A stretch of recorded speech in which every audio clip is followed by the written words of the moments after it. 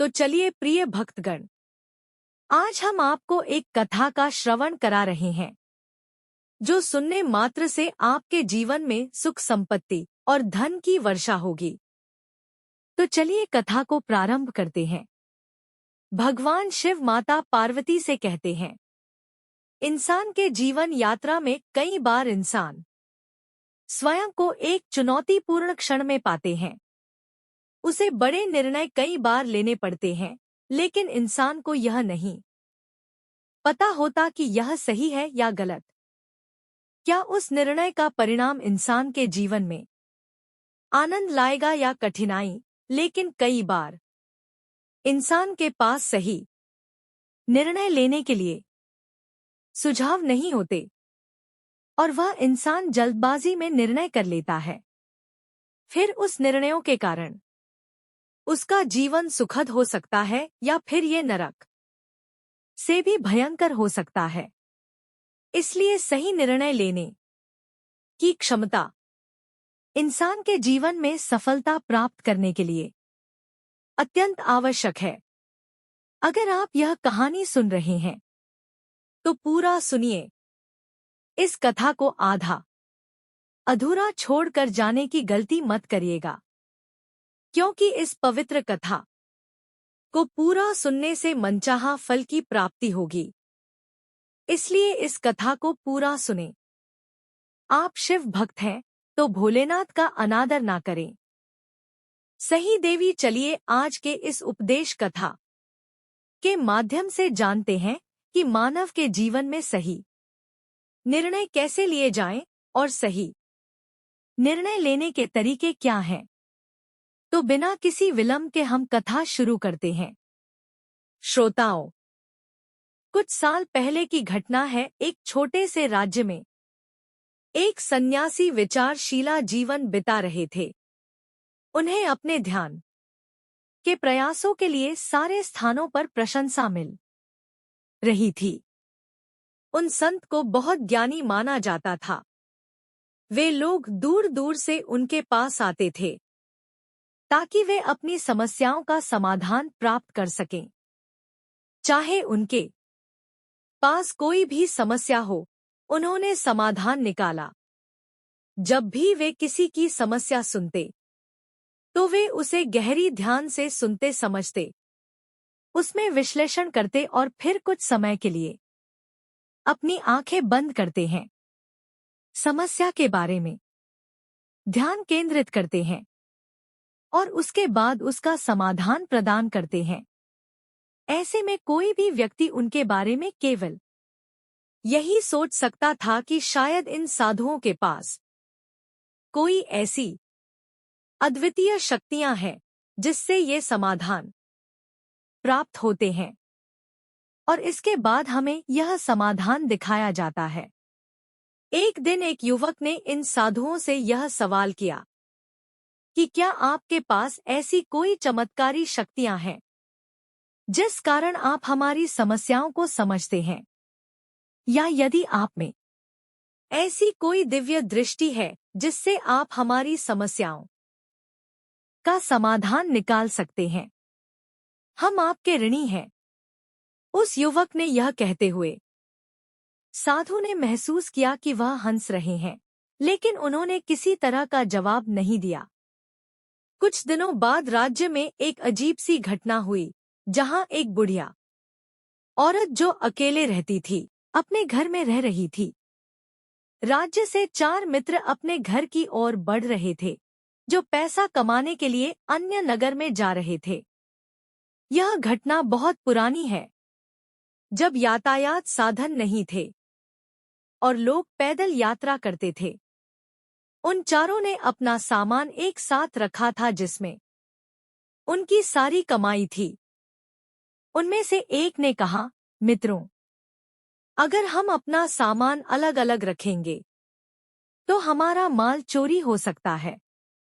क्यों नहीं हम सब मिलकर अपनी कमाई को एक साथ रखें, ताकि हम सभी सतर्क रहें और हमारा संपत्ति सुरक्षित रहे। तीनों मित्रों ने उस युवक की सलाह सुनी और उन्होंने अपना सामान एक साथ रख दिया ताकि वे सभी आगे बढ़ सकें। समय बीता और रात हो रही थी जब उन्हें रास्ते में एक घर दिखा जहां पर एक बूढ़ी औरत रहा करती थी। रात्रि में भी हो चुका था और उन चारों मित्रों को रात रुकने के लिए कोई न कोई जगह की आवश्यकता भी थी। ऐसे में उन चारों ने मिलकर यह योजना बनाई कि वे लोग आज रात इसी घर में ठहरे। इसलिए वे चारों लोग उस घर की ओर आगे बढ़ते हैं और घर का दरवाजा खटखटाते हैं। तभी सामने से एक बूढ़ी औरत दरवाजा खोलती है और उन चारों मित्रों में से एक मित्र हाथ जोड़कर उस बूढ़ी औरत से कहता है, माताजी, हम अपने गांव की ओर जा रहे थे, लेकिन यह रास्ते में ही रात हो गई और अब हम इतनी रात में सफर नहीं कर सकते। इसलिए हमारी आपसे विनती है कि हम आपके यहाँ पर एक रात रुकना चाहते हैं। सुबह होते ही हम यहाँ से चले जाएंगे। उस बूढ़ी औरत ने काफी देर सोच विचार किया और उसके बाद वह बूढ़ी औरत कहती है, ठीक है, तो सभी आज रात में यहाँ पर रुक सकते हो। मुझे कोई दिक्कत नहीं, मैं खाना बनाने जा रही हूँ। कहो तो तुम लोगों के लिए भी बना दो। उन चारों ने सहमति जताते हुए कहा, सब बिल्कुल। उसके बाद उन चारों मित्रों ने धन की पोटली उस बूढ़ी औरत को थमा दी और कहा, माताजी, इस पोटली में हमारे साल भर की कमाई है। हम चारों ने अब तक का अपना सारा कमाया हुआ धन इसी पोटली में रखा है और अब हम इसे आपको सौंपते हैं, क्योंकि यह हम चारों से ज्यादा आपके पास सुरक्षित होगा। हम बस इतना चाहते हैं कि यदि हम चारों में से कोई एक व्यक्ति से लेने आए तो आप इस पोटली को उसे मत देना जब तक कि हम चारों एक साथ इस पार्टी को लेने न आए। तभी वह बूढ़ी औरत कहती है, ठीक है बेटा, यदि तुम चारों एक साथ आएंगे तभी मैं इस पोटली को आपको सौंपेगी। और वैसे भी आप लोग तो सुबह यहाँ से चले जाने वाले हैं। मैं आपको सुबह या पोटली कमरा दूंगी व धन की पोटली। उस बूढ़ी औरत को थमाकर चारों मित्र निश्चिंत हो जाते हैं कि अब उनका धन सुरक्षित है और वे लोग खाना खाकर सो जाते हैं। अगली सुबह जब वह चारों उठते हैं तो सभी लोग अपनी आगे की यात्रा के लिए तैयारियां शुरू कर देते हैं। उन चारों नौजवानों में से एक नौजवान थोड़ा सा वांछित था। वह अपने उन तीनों मित्रों से कहता है, इस वृद्ध औरत ने हमारी रात भर देखभाल की है, हमें अच्छा भोजन दिया, सोने के लिए अच्छी जगह, रात भर यहाँ सर छुपाने के लिए एक अच्छा आवास दिया और हमने अब तक उसके कुछ नहीं किया। न वृद्ध औरत अकेले ही खेतों में काम कर रही है। क्या हम सभी यहाँ से जाने से पहले इस वृद्ध औरत की सहायता नहीं कर सकते? उस मानसिक युवा ने मन ही मन यह योजना बना ली थी कि वह किसी तरह से भी उस वृद्धा से पोटली हासिल करके ही रहेगा। बाकी के तीनों मित्र उसकी बातों में आ जाते हैं और वे सभी मिलकर उस वृद्धा की मदद करने अर्थात खेतों में काम करने के लिए चल पड़ते हैं। वे सभी मिलकर खेतों का काम कर ही रहे थे कि तभी वह वंचित युवा अपने बाकी तीनों मित्रों से कहता है, मित्रों, मुझे जोरों की प्यास लगती है, मैं जरा उस वृद्ध औरत से पानी मांग कर लाता हूँ। वह बाकी मित्र भी अब काफी थक चुके थे, उन्हें भी जोरों की प्यास लगी थी, इसलिए वे तीनों मित्रों से वहां से जाने की अनुमति दे देते हैं। जैसे ही वह वांछित युवा उस वृद्ध औरत के पास पहुंचता है, वह उस वृद्ध औरत से कहता है, माताजी, अब हम यहाँ से जा रहे हैं, कृपया करके हमारे धन की पोटली हमें वापस दे दें। इस पर नववृद्ध औरत कहती है, नहीं नहीं, जब तक तुम चारों एक साथ ना हो तब तक मैं वह पोटली किसी को नहीं दे सकती। तुम्ही ने कहा था कि जब तक हम चारों एक साथ न हों तब तक यह पोटली किसी को नहीं देनी है। तभी वह वांछित युवा उन तीनों की तरफ इशारा करते हुए कहता कि लाओ। उन तीनों ने सोचा कि हमारा मित्र हमारे लिए पानी लाना चाहता है, इसलिए वह हमसे आज्ञा मांग रहा है। तभी उन तीनों मित्रों ने इशारे में उस युवक से कहा, हाँ हाँ, थौक है, ले आओ। यह देख उस वृद्धा को यह लगने लगा कि अब यह चारों यहाँ से जा रहे हैं और यह अपनी पोटली मांग रहे हैं। इसलिए उस बुढ़िया ने वह पोटली उस बदमाश के हाथों में रख दी और वह बदमाश उस पोटली को लेकर वहां से चला गया और बाकी के तीनों दोस्त अपने खेत के काम में व्यस्त हो जाते हैं। कुछ देर के बाद जब वह तीनों खेत का काम करके वापस लौटते हैं और बुढ़िया से कहते हैं, माताजी, हमारा दोस्त जो यहाँ पानी पीने आया था वह कहाँ गया? इस पर वह बुढ़िया कहती है, क्या वह पानी पीने आया था? पर वह तो कह रहा था कि हम चारों जा रहे हैं, कृपया करके हमारे धन की पोटली हमें दी। तब तीनों बड़े आश्चर्य होकर उस बुढ़िया से कहते हैं, माताजी, हमने भला कब कसाबा पोटली मांगी थी? हमें तो प्यास लगी थी और हमने पानी के लिए इशारा किया था। तभी बूढ़ी औरत उन तीनों से कहती है, परंतु अब तो वह पोटली लेकर जा चुका है। तभी वह तीनों दोस्त सर पकड़कर रोने लगते हैं और कहते हैं, माताजी, उसने हमारा सारा कमाया हुआ धन था जो वह अकेले लेकर भाग चुका है। हमने तो आपको कहा था कि जब तक हम चारों एक साथ न आए तब तक आपको वह पोटली किसी को नहीं देनी है। फिर आपने ऐसा क्यों किया?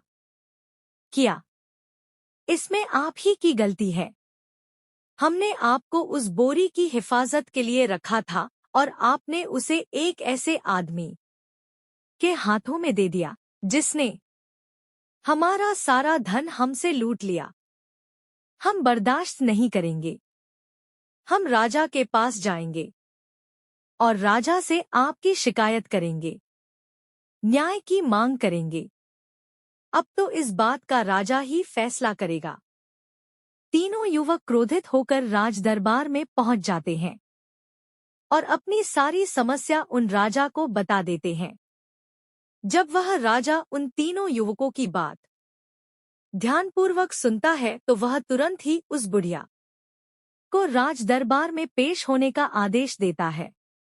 राजा के आदेश पर राजा के सैनिक तुरंत ही उस बूढ़ी औरत को कोडोट राजदरबार में पेश करते हैं और राजा भरी दरबार उस बूढ़ी औरत को दोषी करार कर देता है और कहता है, तुम्हें वह बड़े उस अकेले व्यक्ति को नहीं देनी चाहिए थी जब उन्होंने तुमसे कहा था कि जब तक वह चारों एक साथ उस बूढ़ी को लेने न आए तब तक तुम्हें वह धन किसी को नहीं देना चाहिए था।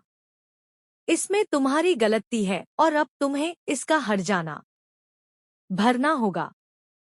तुम्हें इनका धन लौटाना होगा। राजा का यह आदेश सुनकर बूढ़ी औरत फूट फूट कर रोने लगती है और राजा से मदद की गुहार लगाती है और कहती है कि राजन, मैं तो एक बूढ़ी औरत हूँ और मेरे पास इतना धन नहीं है और न ही मेरे घर में कोई ऐसा है जो धन कमाता। मेरे पास इतना धन नहीं कि मैं इनका धन लौटा सकूं। मैं तो अकेली हूँ, बेसहारा हूँ। कृपा करके मुझ पर रहम करे। लेकिन सम्राट उस बूढ़ी महिला के एक शब्द भी नहीं सुनता। वह बूढ़ी महिला रोते हुए अपने घर की ओर जा रही थी। वह सोच रही थी कि आखिर मैं इतना धन कहाँ से लाऊं? मैं कैसे उन लोगों का धन लौटा सकते हैं? मेरे पास इतना धन नहीं है। मैं क्या करूं, कैसे करूं? कहाँ से लाऊं इतना धन? यदि मैंने उनका धन नहीं लौटाया तो मुझे सम्राट मार डालेगा। वैसे भी मेरी ही गलती है। जब इन चारों ने मिलकर मुझसे कहा था कि जब तक हम चारों एक साथ नहीं आते तब तक वह पोटली किसी को नहीं मिलेगा, फिर भी मैंने पोटली केवल उसी एक व्यक्ति को थमा दी। इसमें गलती तो मेरी ही है। मैं रोते रोते यह सोचते हुए अपने घर की ओर जा रही थी।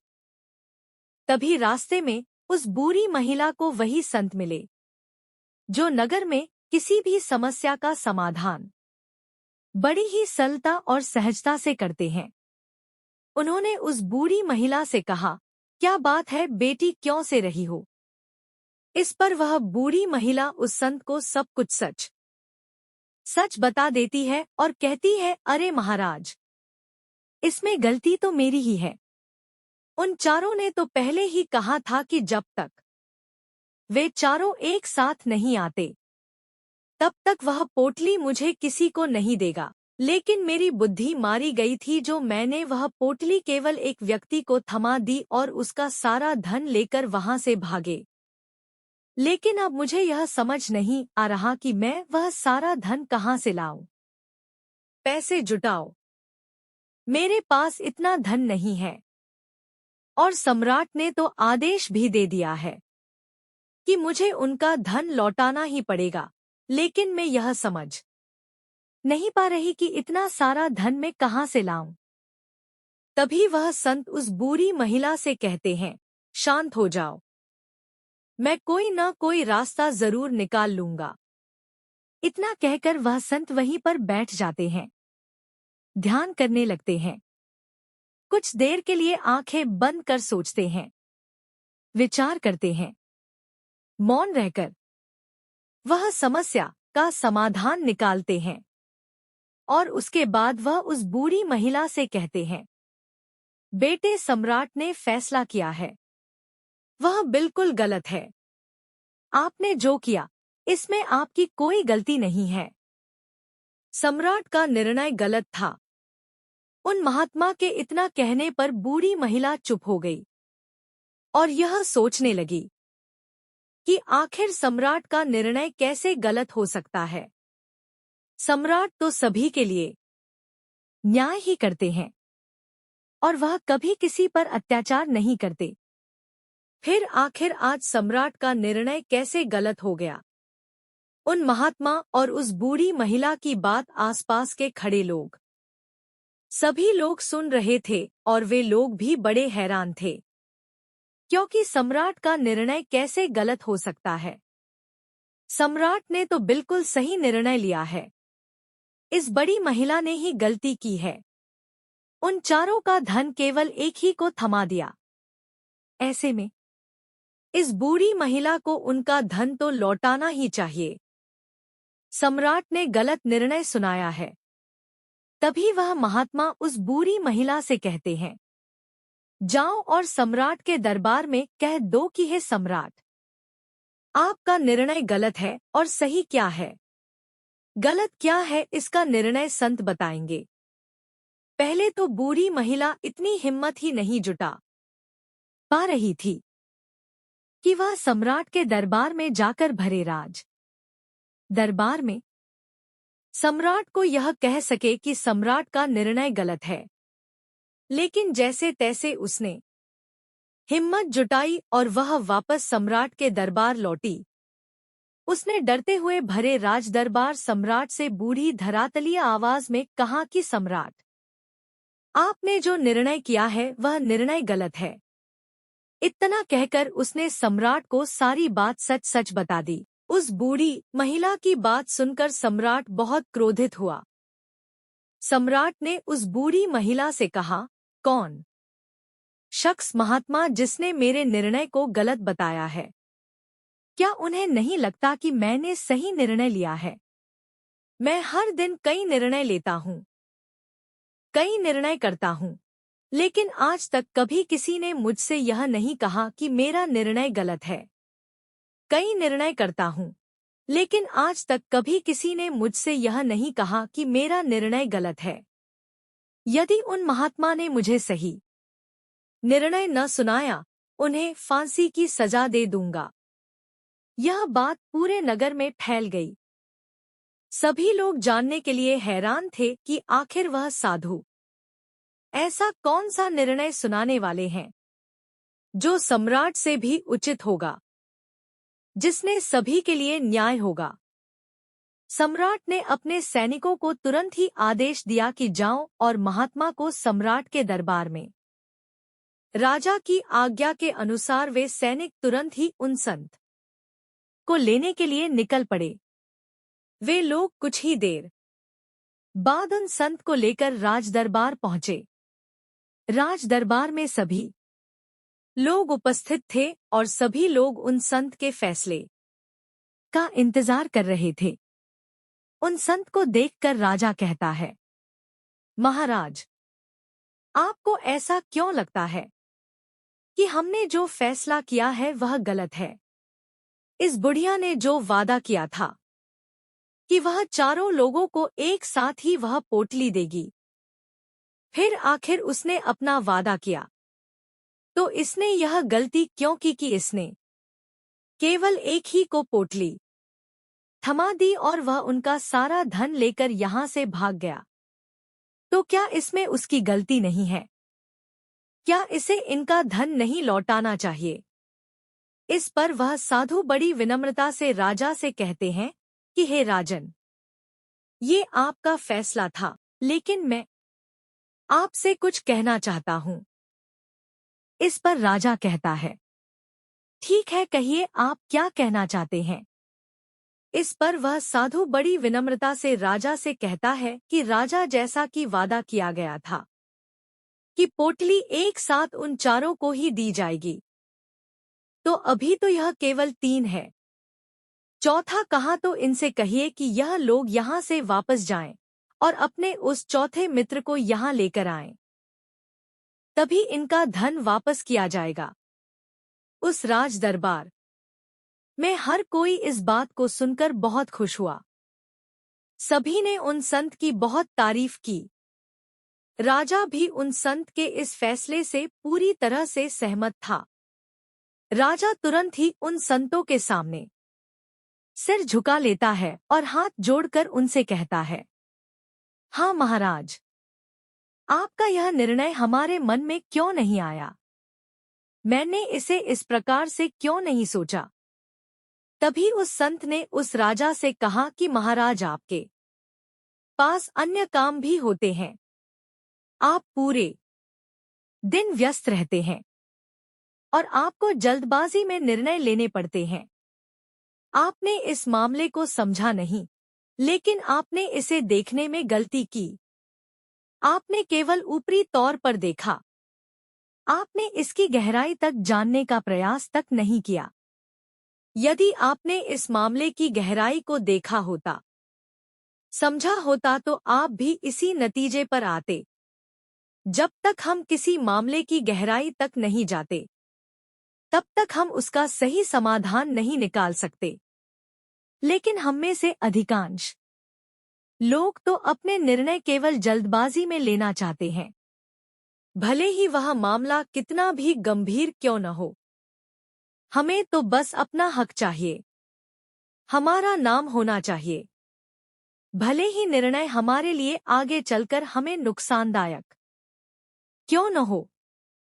लेकिन हम तो उस मामले की गहराई तक जाने के लिए सोचते तक थे। तभी वह राजा उन संतों से कहते हैं कि महाराज, क्या आपके पास कोई अद्भुत शक्तियां हैं?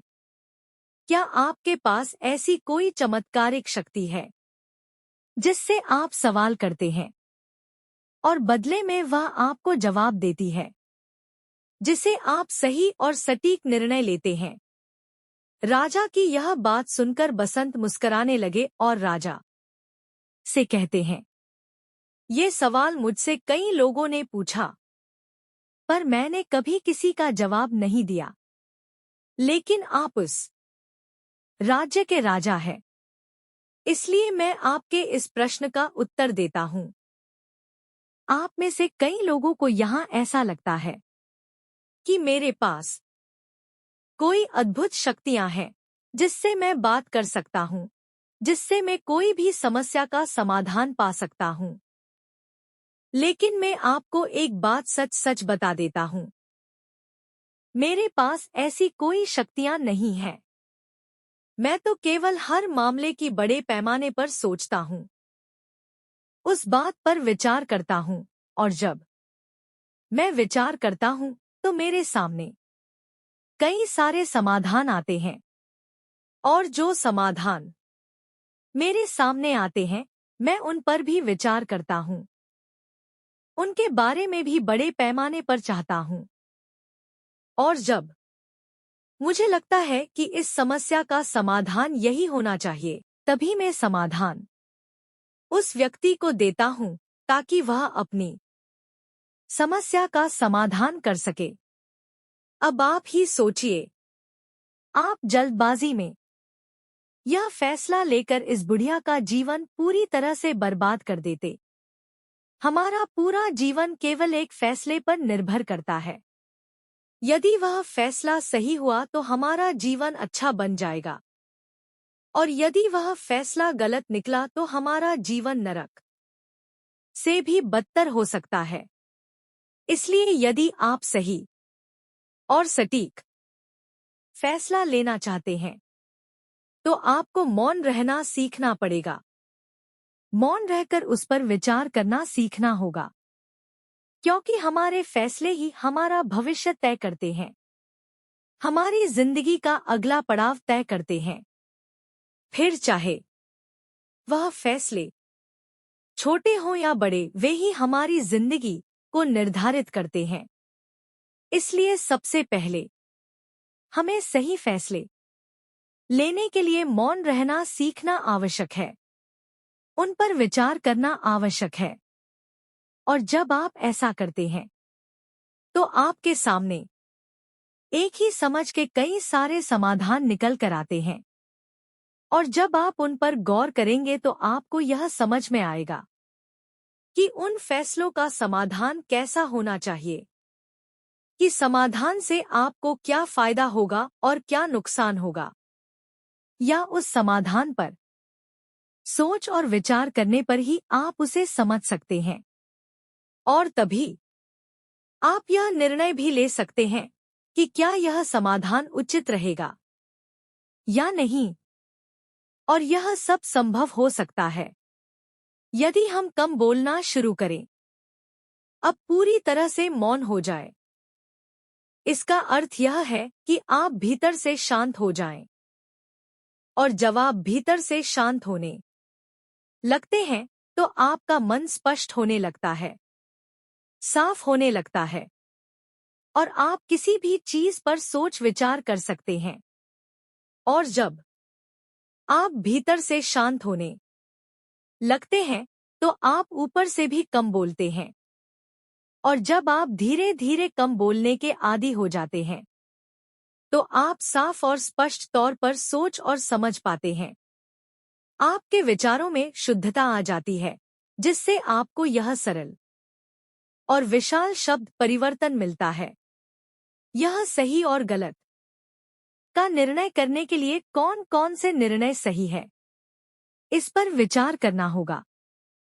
उस स्थिति में आपको कैसा आचरण करना चाहिए और कैसे नहीं, यह निर्णय लेना होगा। लेकिन अधिकांश लोग अपने आत्मसमर्पण और आत्म समर्थन को साबित करने के लिए अधिक बोलने के लिए वे यह सोचते हैं और यह कहते हैं कि उनके शब्दों को सीरियसली नहीं लिया जाता है। उनको ऐसा लगता है कि बातचीत का एक प्रमुख तरीका है, लेकिन वे यह भूल जाते हैं कि अधिक बोलने से वे मूर्खता में पड़ जाते हैं। लोग हंसी उड़ाते हैं, उन्हें मूर्ख माना जाता है और वे दूर हो जाते हैं क्योंकि उनकी बकवास पसंद नहीं आती। जब आप आंतरिक शांति की कोशिश करते हैं और धीरे धीरे आप आंतरिक शांति में पहुंचते हैं, तो आप स्वयं को ऊपरी स्तर पर कम बोलने का प्रयास करते हैं। इससे आपके मन में, आपके ब्रेन में एक स्पष्ट और स्वच्छ विचार उत्पन्न होते हैं। और आप स्वयं को स्पष्ट रूप से समझते हैं। देखते हैं कि आपको कब क्या क्यों और कितना बोलना चाहिए और आपको कब कैसे क्यों कौन सा निर्णय सही है या नहीं। यदि आप सही से समझते हैं, जब आप कम बोलना शुरू करते हैं तब आपको यह बात समझ में आती है कि हम जो बकवास करते हैं उससे हमारी ऊर्जा कितनी व्यर्थ हो जाती है, नष्ट हो जाती है, जिसे हम किसी आवश्यक काम में लगा सकते हैं। यहाँ एक शानदार उदाहरण है। स्कूल में पढ़ाई करते समय या फिर आज भी आप पढ़ाई कर रहे हैं तो आपने देखा होगा कि जो छात्र होनहार और होशियार होते हैं वे बहुत कम बोलते हैं और अपना समय उचित क्षेत्र में लगाते हैं। वे अधिकांशतः अपना समय मौन रहकर ही बिताते हैं। इसके कारण वे पढ़ाई में बहुत तेज होते हैं। जो कुछ भी वे पढ़ना चाहते हैं वह उसे याद कर लेते हैं। लेकिन वहीं पर दूसरी तरफ जो लोग बहुत अधिक बोलते हैं, यदि आप उन्हें पूरे 24 घंटे भी दे दे तो भी वह उस तरह से उन चीजों को डोट याद नहीं रख सकते जिस तरह से वह मौन रखने वाले बच्चे उन बातों को याद कर लेते हैं। और महान चाणक्य ने भी यही कहा है कि जो व्यक्ति यह समझ जाता है कि उसे कब कहाँ और कितना बोलना चाहिए, उस व्यक्ति को सफल होने से कोई नहीं रोक सकता। पर आप इतिहास उठाकर देख सकते हैं, आज तक जो भी लोग महान हैं, जो लोग सक्सेसफुल बने हैं, उन लोगों की आदत बहुत कम बोलने की है। उनका पूरा ध्यान केवल अपने लक्ष्य पर होता है और अपना पूरा समय वह अपने लक्ष्य को पाने में ही लगा देते हैं। इसीलिए आपको भी यह आदत अपने जीवन में उतारने चाहिए। और कम बोलने का अर्थ यह नहीं कि आप ऊपर से कम बोले, बल्कि आप भीतर से कमजोर, भीतर से शांत रहिए। यदि आप रोज इसका अभ्यास करते हैं तो केवल कुछ दिनों में ही इससे होने वाले लाभ आपको आपके सामने नजर आने लगेंगे। यह कहकर संत शांत हो जाते हैं। फिर भगवान शिव इस कथा का यहीं पर समाप्त करते हैं। इस वीडियो को बोलते समय कोई त्रुटि हो तो मैं क्षमा चाहता हूँ। उम्मीद है आप सभी को यह वीडियो अच्छी लगी होगी। अगर आप शिव के सच्चे भक्त हैं तो चैनल को सब्सक्राइब और वीडियो को लाइक करके कमेंट में हर हर महादेव लिख दीजिए।